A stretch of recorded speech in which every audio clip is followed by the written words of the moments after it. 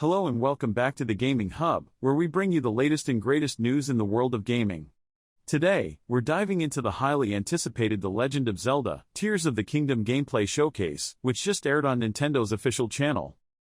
After years of nothing but teaser trailers, Nintendo has finally blown the doors open with a 13-minute The Legend of Zelda, Tears of the Kingdom gameplay showcase. The Breath of the Wild sequel is out in just a month and a half, and many Nintendo fans have been surprised at just how little we've seen of what's set to be one of 2023's biggest games. Thanks to today's gameplay showcase, we can put some of our questions to rest. Zelda series producer Eiji Aonuma showed off a quartet of key new abilities for Link, including the new fuse mechanic which easily stole the show. We also saw an expanded demo of the vehicles teased in the most recent trailer, as well as gameplay of Tears of the Kingdom's newly dubbed Sky Islands. Here are the biggest gameplay reveals from today's Tears of the Kingdom showcase, as well as a few secrets Nintendo quietly snuck into the footage. Weapon durability is back. Breath of the Wild's most controversial feature was weapon durability, where Link's swords, shields, and bows would permanently break after too much use. Aonuma wasted no time in confirming the mechanic's return, as Link's tree branch quickly snapped while fighting the first enemy Link encountered in the gameplay footage. It seems players will once again have to accept that nothing is permanent in the world of Hyrule. Fortunately, there's a brand new mechanic that could prolong the life of some of your favorite tools, which we'll get into next. Fusion Frenzy. Link has 4 brand new abilities in Tears of the Kingdom.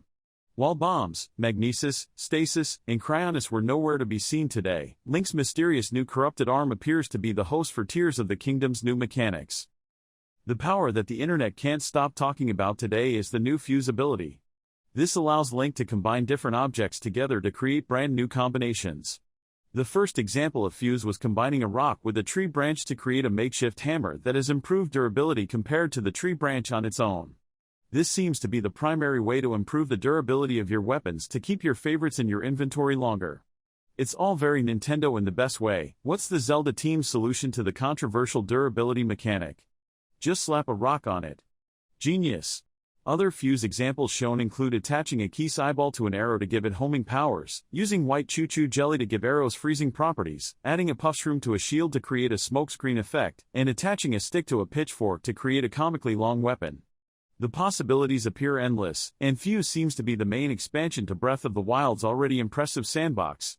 The fuse mechanic may partially explain why Tears of the Kingdom has been in development for so long. Just thinking of the testing required is a daunting task. New material menu. To facilitate the new fuse mechanic, Nintendo has introduced a new material menu shortcut.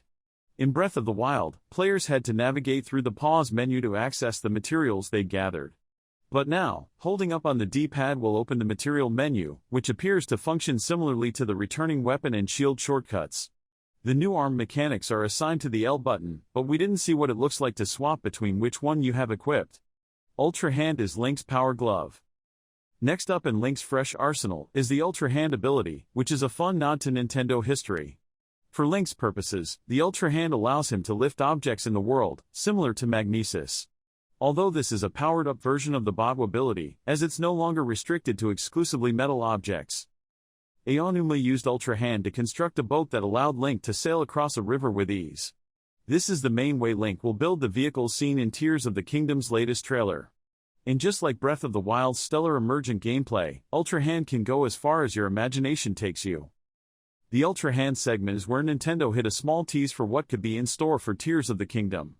Eagle-eyed fans on Reddit quickly noticed that the big platforms in the background of the Ultra Hand demonstration were also eligible for Link to grab. This implies Link can rearrange parts of the Sky Islands in ways we haven't yet seen. Recall is Tears of the Kingdom's take on time travel. The Zelda series often plays with time travel, but the mechanic was absent from Breath of the Wild. Tears of the Kingdom is introducing a clever new take on time manipulation in the form of the new Recall ability. This allows Link to rewind the timeline of an object. In the gameplay demonstration, Recall was used to rewind a fallen rock back into the air to reach the Sky Islands. Traversal is just one possibility for Recall, as a previous Tears of the Kingdom trailer showed Link rewinding a spiky ball back up a hill to take out a line of enemies. Ascend is a way to avoid climbing. The final main mechanic shown is called Ascend. This one was also previously teased, but we now know that Link can use it to move through any ceiling to advance to the floor above. There will be some limitations, but Aonuma said, as long as there's a ceiling, you can use it anywhere. In many cases, Ascend's presence means climbing could be a thing of the past, which could help to give Tears of the Kingdom a unique identity from Breath of the Wild given the predecessor's heavy emphasis on climbing and stamina. Goodbye Sheikah, hello Zonai? The Sheikah's presence appears to be entirely missing from Tears of the Kingdom so far. Shrines are nowhere to be seen, the Sheikah slate has been seemingly replaced with Link's green arm, and the newly revealed constructs appear to take the role of guardians. While fans have been speculating that the ancient Zonai tribe will take the spotlight in Tears of the Kingdom, a brief clip today essentially confirmed it. Upon defeating the new construct enemy on the Sky Island, Link looted a drop Zonai charge material.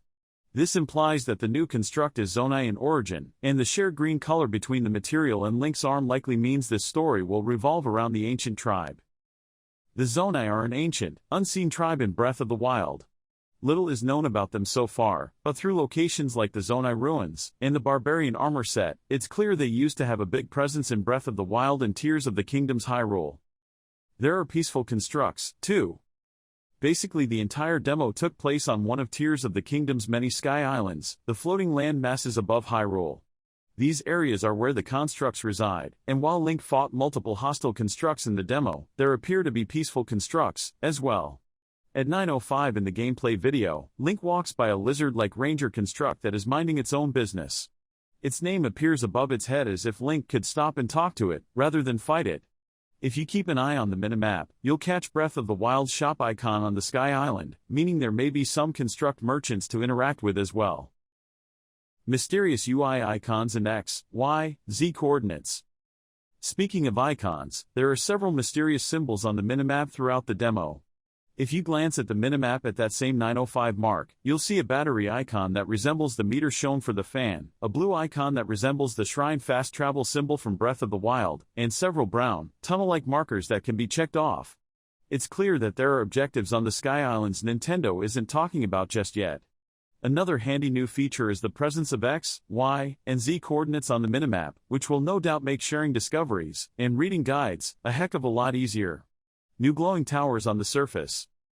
Many longtime Zelda fans, myself included, are still crossing their fingers for the inclusion of classic Zelda dungeons. While this gameplay demo didn't confirm anything of that nature, there are definitely some mysterious man-made structures that we don't have answers for just yet. On the surface of Hyrule, you can see glowing towers that differ in design from Breath of the Wild's Sheikah towers. These are spread throughout Hyrule, and we don't know what purpose they serve yet. It's possible they could just be used to uncover the map again, but it's also possible these could be the dungeon-like experiences we're hoping for. There are surely dozens of more secrets waiting to be uncovered in this meaty gameplay chunk, but it's clear that Tears of the Kingdom is doubling down on the sandbox structure that made Breath of the Wild a hit. It won't be long until we're exploring this redesigned Hyrule for ourselves when Tears of the Kingdom launches on May 12th. For more, check out the newly revealed Zelda, Tears of the Kingdom Switch OLED model. Thanks for tuning in to our analysis of the Legend of Zelda, Tears of the Kingdom gameplay showcase. With only a month and a half until the game's release, we're excited to see what other surprises Nintendo has in store for us. Be sure to let us know your thoughts on the new mechanics and abilities in the comments below, and don't forget to like and subscribe for more gaming content. We'll see you in the next one.